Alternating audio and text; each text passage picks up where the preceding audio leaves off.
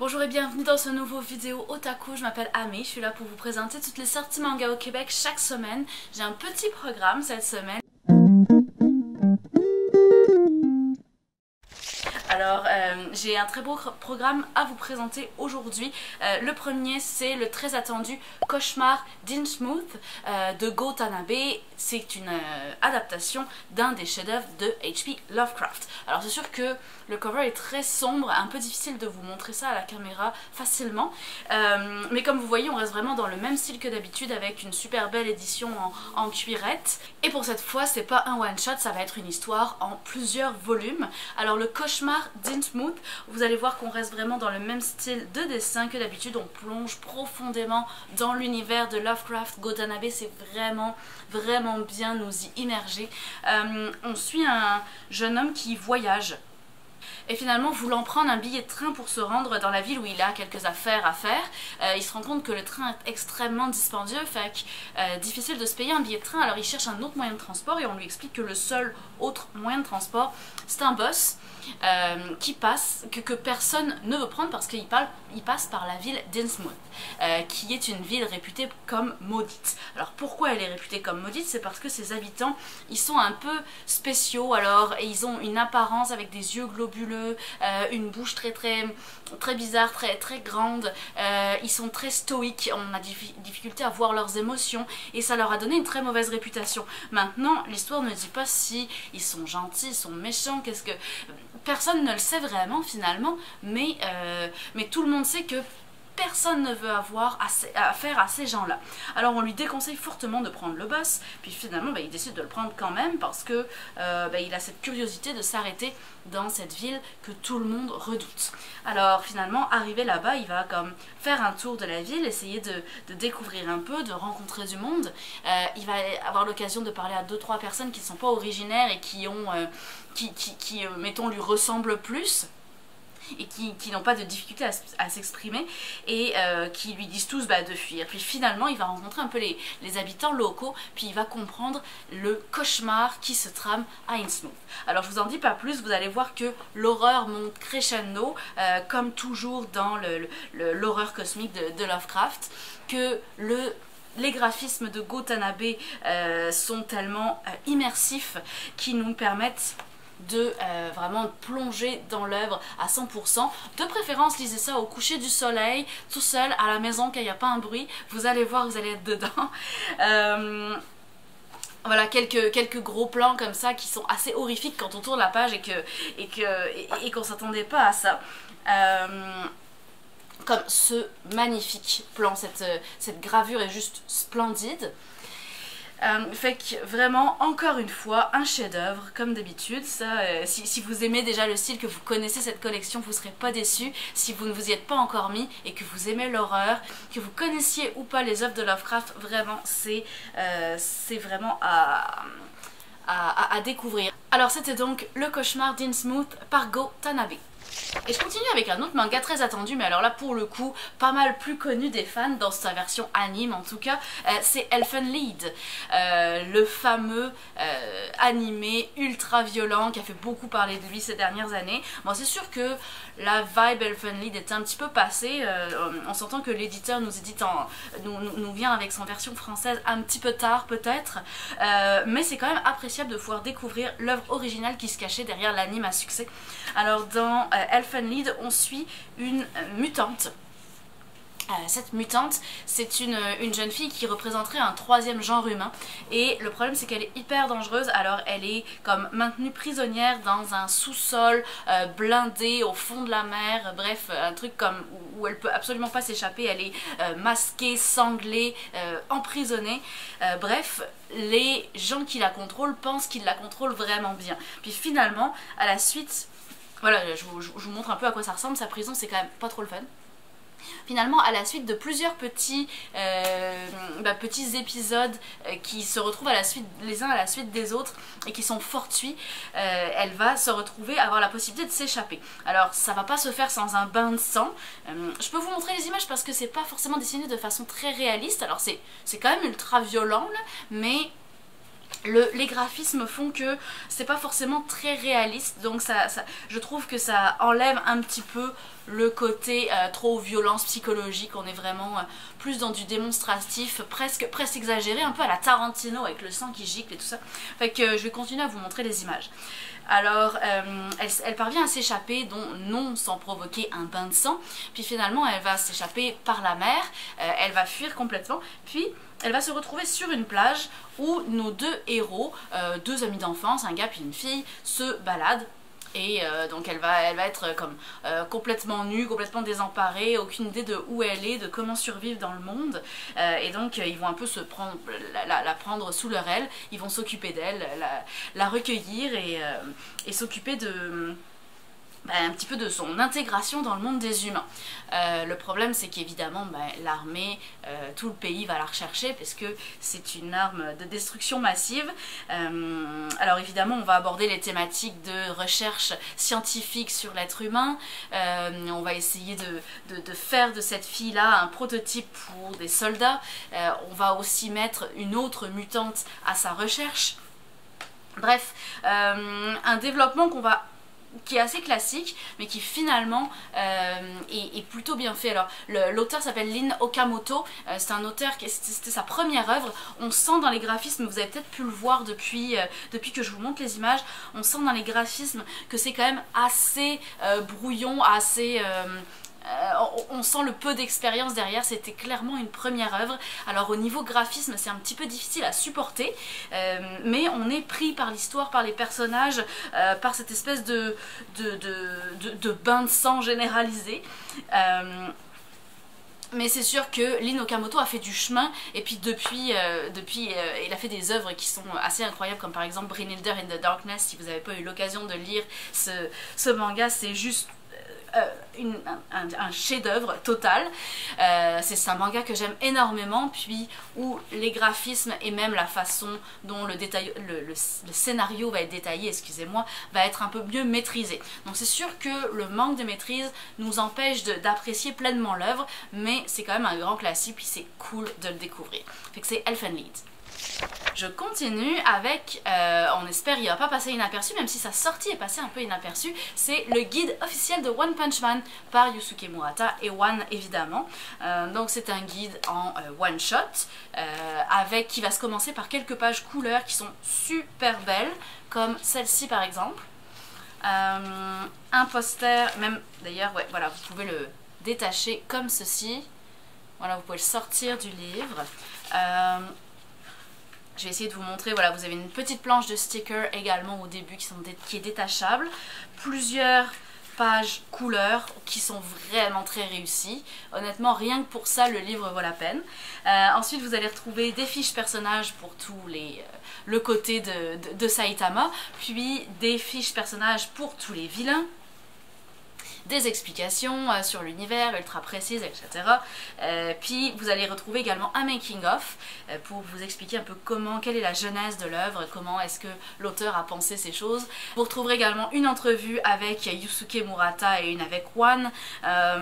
Bref, c'est assez complet, enfin c'est même très très complet. C'est quand même assez impressionnant le nombre de données et d'informations qu'il y a là-dedans.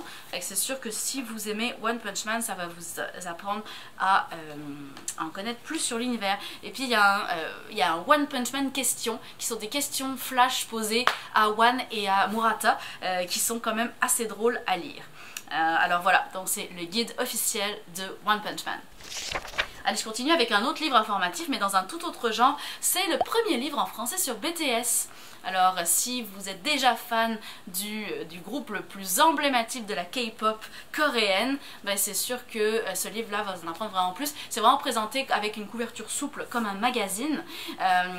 Donc la baseline c'est We are not seven with you, et donc c'est 7 garçons et une armée, donc probablement une armée de fans, parce qu'on s'entend que BTS est quand même un des boys bands les plus connus au monde. C'est quand même assez incroyable l'impact qu'ils ont sur le monde de la chanson.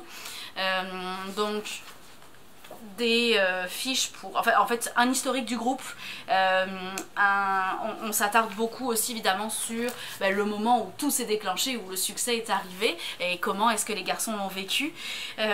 Évidemment on va présenter tous les membres du groupe un à un, il y a des petites anecdotes sur sur le groupe, sur l'histoire du groupe, sur les membres, etc. Il y a plein de super belles photos, encore une fois des chronologies pour chacun. Bref, et puis après ça des critiques, des explications sur pas mal de choses qu'ils ont fait. Ils ont fait beaucoup de choses en fait, hein, les performances en live, les spectacles, le cinéma, la relation avec les animés et le webtoon. Bref, c'est un livre quand même pas mal complet si vous aimez BTS. Et voilà. Allez, je continue avec un livre que je pourrais classer comme WTF. Ça s'appelle Ban le bouseux. Alors ça ne donne pas envie d'être lu comme ça, hein, ni par le titre, ni même peut-être par le cover. Quoique le cover est un peu plus réussi. Et encore moins par la baseline qu'on va retrouver derrière. La Cambrousse a aussi droit à ses Kaira. Alors c'est du français de France bien comme il faut, avec du beau verlan à l'intérieur. Que ça nous parle pas pantoute à nous. Bref, tout ça pour vous dire que j'avais pas pantoute envie de lire ce livre là et j'ai été très agréablement surprise. Je me suis surprise à vouloir vraiment lire la suite finalement. C'est très bien dessiné, vous allez le voir. Alors on suit un groupe de 7 jeunes qui se sont déguisés alors pour imiter les divinités dans une procession traditionnelle. Alors ils habitent dans un petit village de campagne japonais mais au bord de mer, une toute petite ville, puis ils se sont déguisés comme ça pour masquer leur visage et pour essayer de mettre un peu le bazar pendant la procession. Alors ce qui se passe c'est que ce jour-là il y a un politicien local qui est en visite dans la ville, puis ce politicien local est un enfant du village, fait qu'il est ultra connu. Le gars est comme complètement pourri de l'intérieur, il a fait les pires crasses, c'est vraiment un politicien véreux, et donc il revient dans son village pour essayer de se faire élire comme gouverneur de la province, et finalement il fait son discours politique. Il s'est marié avec une américaine. En fait les Américains ont essayé de faire une alliance stratégique avec lui parce que c'est l'homme politique montant sur la scène japonaise. Et puis finalement donc nos 7 héros vont provoquer du grabuge pendant la cérémonie officielle, pendant le discours officiel, tout simplement parce que eux ils savent que c'est un pourri, puis notamment Ban, notre héros. Alors Ban c'est un personnage très très mystérieux, on en entendra très peu parler, puis finalement on le verra très peu pendant le manga, et c'est ça je pense, c'est là que réside toute la force du manga, c'est que finalement tout le monde parle de Ban, mais jamais vraiment personne ne sait qui il est. Oui, tout le monde le connaît un peu, tout le monde l'a croisé, eu quelques échanges avec lui, mais finalement il y a assez peu de personnes qui le connaissent vraiment, et nous-mêmes lecteurs on va avoir la difficulté à le connaître. Je pense que c'est vraiment là que réside toute la force de l'histoire. Fait que les gars font leur truc, on provoque le politicien, Ban surgit, masqué, se démasque, on comprend que les deux ont grandi ensemble, le politicien puis Ban, et puis il y a un échange de coups assez violent qui se termine même d'ailleurs par des échanges de coups de feu, où tout le monde est un peu blessé, même beaucoup blessé. Puis finalement Ban termine dans le coma à l'hôpital. C'est pour ça que je vous dis qu'on le voit pas vraiment pendant longtemps, parce que finalement pendant l'introduction on le voit pas, on le voit au moment où la scène d'action se passe, puis après ça il est plus là. Fait que finalement on va retrouver une histoire politique, humoristique, très axée sur la dérision des politiciens qui méprisent les campagnes parce que tout ce qui importe dans leur tête c'est Tokyo, puis ça parle un petit peu de la campagne japonaise, aussi de la jeunesse japonaise qui est laissée à l'abandon.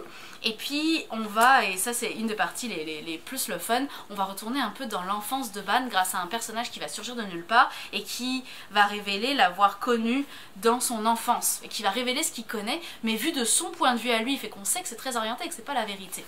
Alors on retourne dans l'enfance de Ban puis on comprend un petit peu tout ce qu'il a subi pendant son enfance. C'est vraiment cool en fait, ça va se terminer en 4 volumes comme je le disais, c'est vraiment what the fuck, mais il y a beaucoup de fond derrière, et il y a un personnage principal qui par son absence devient ultra charismatique. Fait que c'est Ban le bouseux. Alors je continue avec une œuvre bien différente qui n'est comparable à rien du tout. Vous avez peut-être déjà vu ce genre de design en magasin. C'est Plaza de Yuichi Yokoyama, qui est un graphiste, plasticien japonais. C'est plus un artiste qu'un BDiste. Alors il fait souvent, si vous avez déjà vu de ses œuvres, ça se ressemble énormément, c'est toujours dans le même style. Là c'est un très grand format cette fois, d'habitude c'est plutôt des petits formats, mais voilà, c'est toujours sans parole et qu'il faut essayer vraiment d'observer, de comprendre ce qui se passe.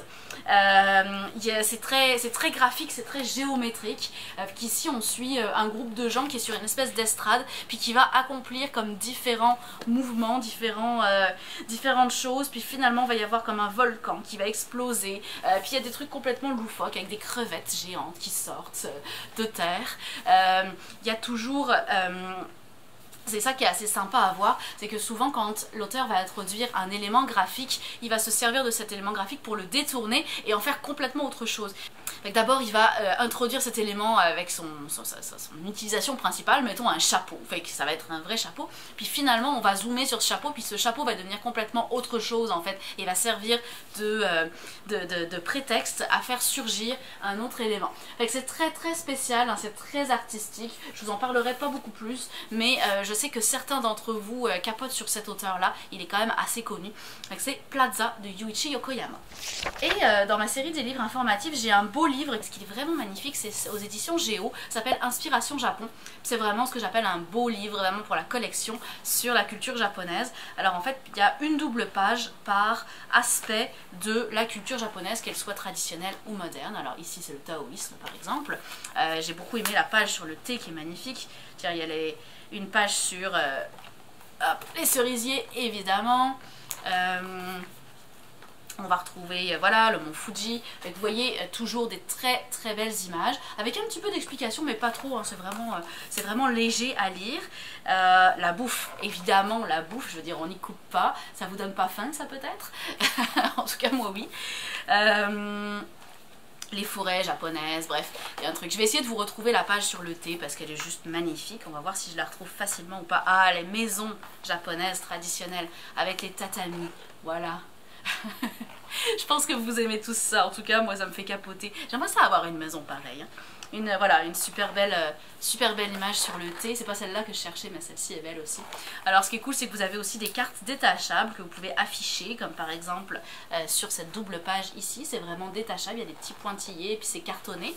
Et puis vous avez aussi des petites cartes, parce que qui dit Japon dit littérature et poésie, et donc dit haïku. Et donc vous avez des cartes avec détachables avec des motifs traditionnels japonais et des poèmes, des haïkus de Basho, qui est le poète de haïku le plus célèbre au monde. Donc c'est Inspiration Japon aux éditions Géo.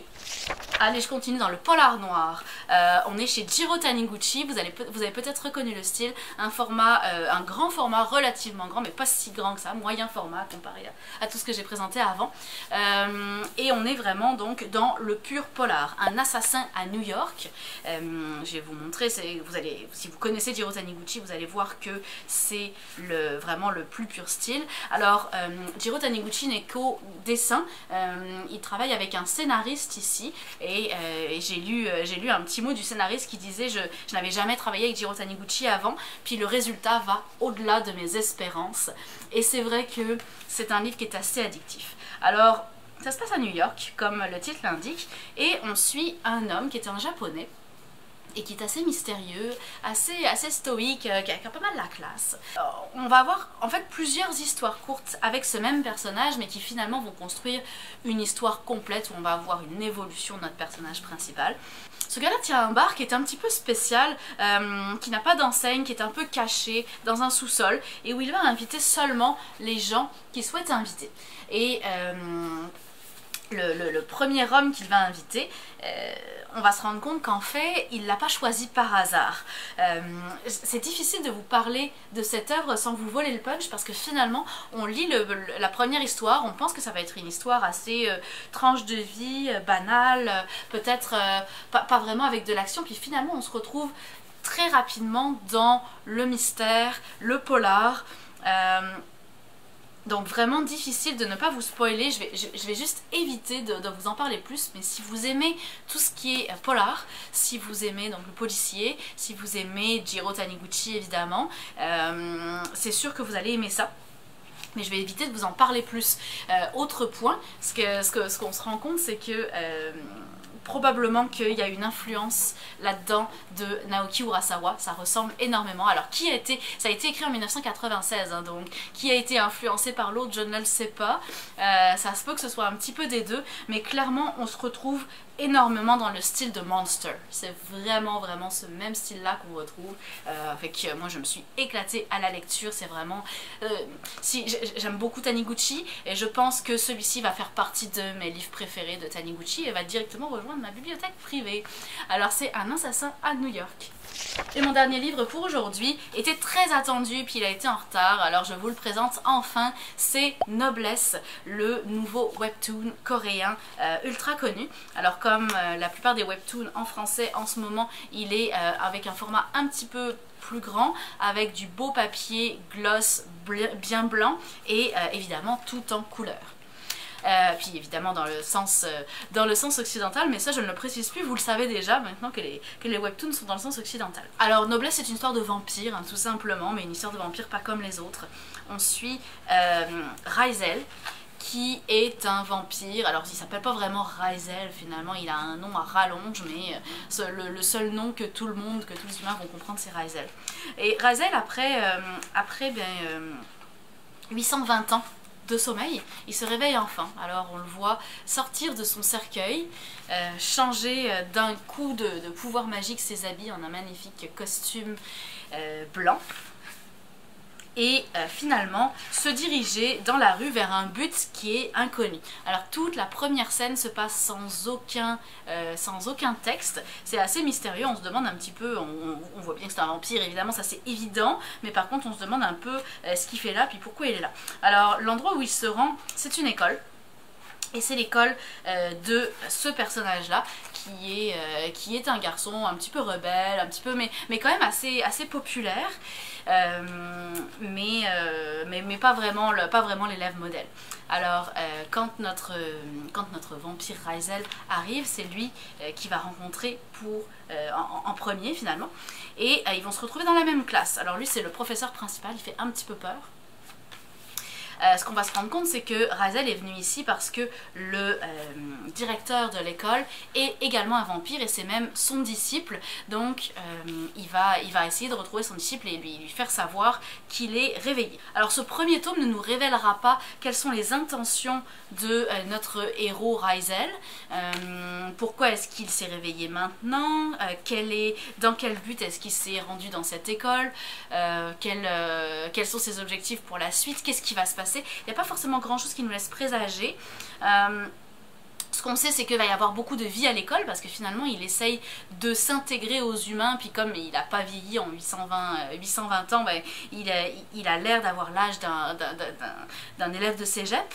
Alors on sait qu'il essaye de s'intégrer aux humains, donc il va y avoir beaucoup de vie à l'école, de slice of life, mais avec probablement un côté fantastique beaucoup plus développé et probablement aussi une histoire qui va s'orienter plus vers l'action.